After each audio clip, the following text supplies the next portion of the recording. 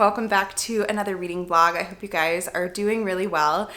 So it is currently Friday and I've just made it home from work. I put on a really cozy sweater and some leggings and I'm ready to just veg out this weekend. I had the whole weekend off and I figured that it would be the perfect time to pick up something a bit more ambitious and a bit more out of my comfort zone. I decided to pick up a very chunky historical fiction, which is the first book in a series actually. I think this series is actually complete, but it is Katherine of Aragon, the True Queen. So let me read the little synopsis for you guys. Best-selling author and acclaimed historian Allison Weir takes on what no fiction writer has done before, creating a dramatic 6-book series in which each novel covers one of King Henry VIII's wives. In this captivating opening volume, Weir brings to life the tumultuous tale of Katherine of Aragon, Henry's first devoted and true queen. So Tyler and I have just finished watching The Crown. We are completely up to date now, and so I have been really interested in learning more about royalty and reading more books about the monarchy. And I just find it really interesting from a historical perspective, all the things that the monarchy has done and gone through over the years. And so I thought that this would be a really interesting series to dive into this year. It is quite the chunky book. It is 600 pages, but I think I'm up for the challenge. And I'm really excited to just get invested in another series. But tonight I am about to head out to hang out with some of my friends. We're just gonna catch up. It's been a while since we have hung out. I am gonna meet my friend Kendall's dog. She recently adopted a dog named Moby, who by the pictures seems like the most adorable little puppy, but I'm really excited to meet him in real life. So I'm about to head out to do that. But I thought I would just start the vlog and let you guys know what is on the reading plans for the week.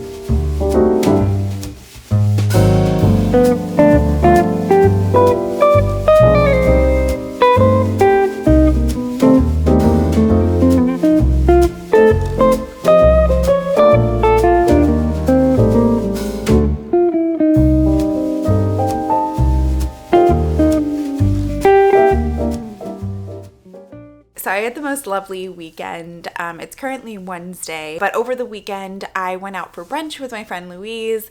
We got grilled cheeses at this place called Melt, where you can build your own grilled cheese, and they have a bunch of different fixins, which was so delicious. And then I went to go hang out with her cat Olive, which you guys met in a few vlogs ago. And it was just so nice to have some time to unwind and to spend time with friends. But this week has been quite busy, so I have to say I am pretty tired. Tyler is actually at home celebrating Christmas because he had to work during the Christmas holiday. And so his family actually decided to celebrate Christmas in January when he had some time off. So he is at home right now living the festive life, which I'm sure we all wish we were still living. So I'm actually here with Gilbert for the week, just having lots of time to have some low-key evenings at home, curling up with a book, just being really chill and having, a week to get back into the routine of everything. So I have made my way to page 246, which is nearing the halfway point, probably a little closer to a third of this book. And so far I am enjoying it. I keep thinking, like the predominant thought that's going through my head as I'm reading it is Katherine of Aragon's life sounds like an absolute nightmare. Like every part of the book, that is what's going through my mind.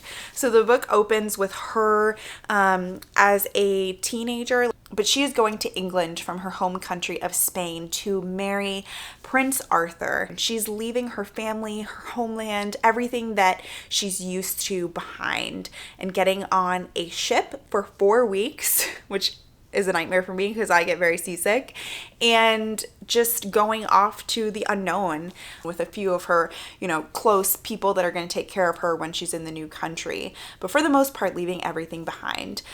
So when she gets there, she meets Arthur, who is actually more ill than she knew.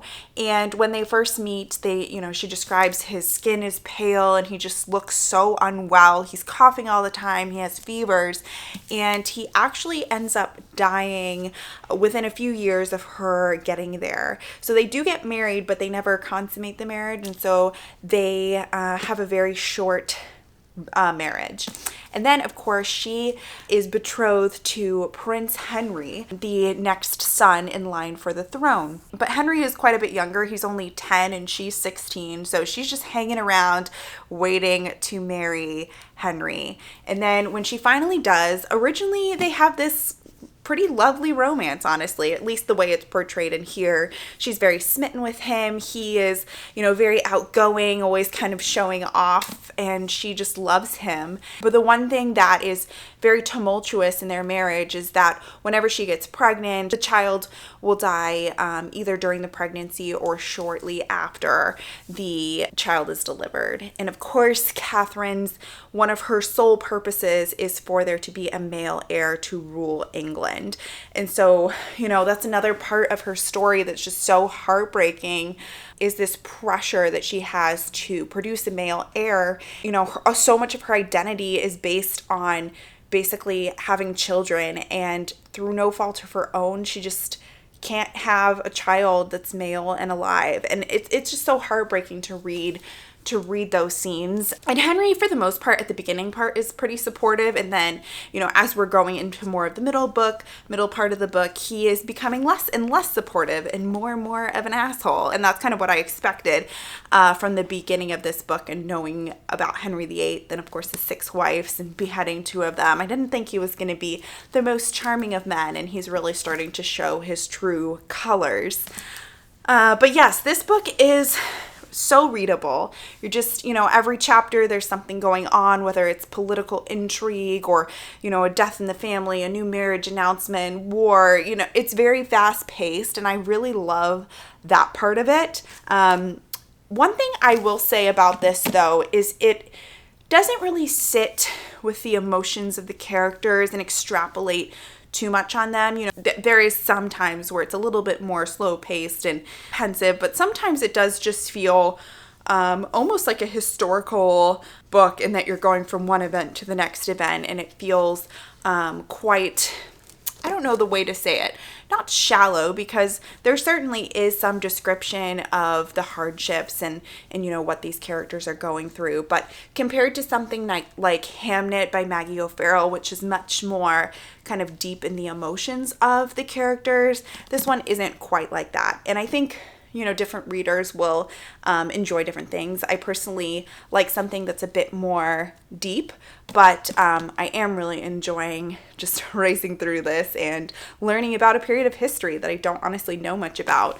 It reads like a fast-paced novel because, like many people might know everything that happens in this story, I certainly do not. So very much enjoying making my way through this, and excited to have some cozy evenings on the couch with Gilbert, learning more about Katherine of Aragon and her terrible, terrible husband. All right, with that, I'm going to watch the end of my basketball game, put some PJs on, and then head to bed pretty soon because I'm up early again tomorrow for work.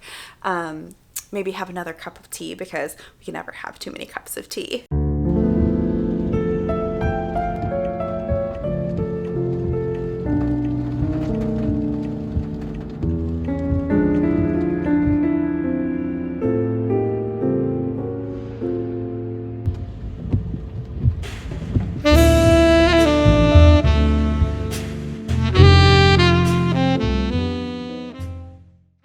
So the end of the week was super rainy, and it turned into a very snowy weekend, which made a perfect opportunity for me to curl up on the couch and just binge read Katherine of Aragon, which I finished today. Tyler did have a very fun time celebrating Christmas with his family, and he is now back home, which is lovely to have him home. We actually just got back from dinner, but overall it was a very busy work week and just nice to unwind having a book that I was really invested in and drawn to. So overall, I did really enjoy this book.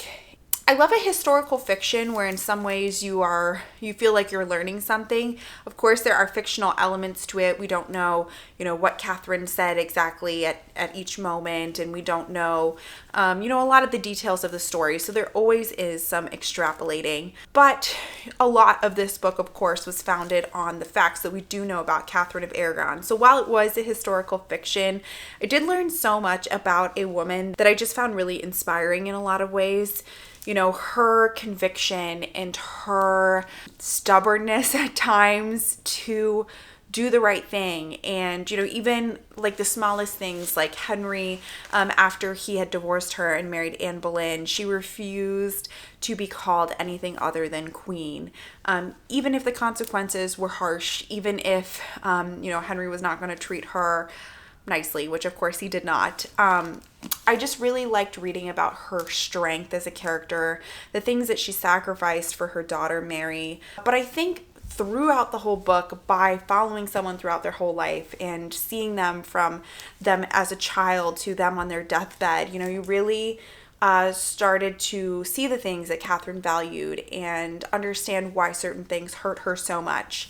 I am very invested in this series, and while I think I'm going to take a bit of a break, read some other things, because it is quite a time commitment to read such a chunky book, I am definitely interested in reading the next book, which is of course about Anne Boleyn, and she is represented in a way in here which leaves a lot to be desired, I guess. So I'm interested to see how that whole story transitions into a book. But I think I will save that one for another time, but I am very excited to read it at some point in the year.